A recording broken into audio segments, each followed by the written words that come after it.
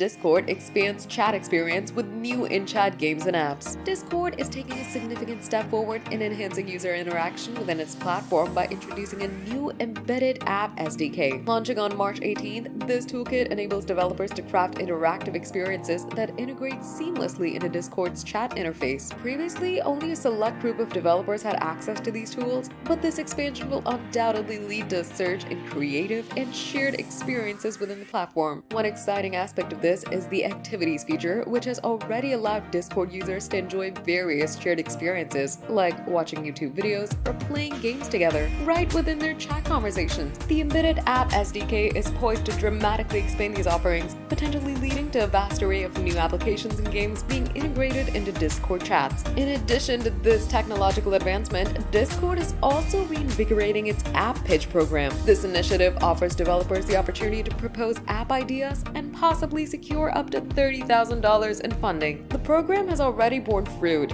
funding diverse projects such as a coral reef cam, a city building simulation, and an art portfolio app. Another innovative feature in the works is a tool that allows users to add apps to their accounts, ensuring these embedded experiences are accessible across various servers and chats. This feature, scheduled for a beta release alongside the SDK, promises to further personalize and enrich the Discord experience. These developments follow a period of restructuring for Discord, which included a significant workforce reduction. The company's CEO, Jason Citron, explained these changes as strategic moves to strengthen Discord's business foundations. The platform is also exploring new revenue streams, such as a partnership program with game developers to sell themed avatars and profile effects. These initiatives signal Discord's commitment to evolving and enhancing its platform, providing both users and developers with more tools and opportunities to engage and create.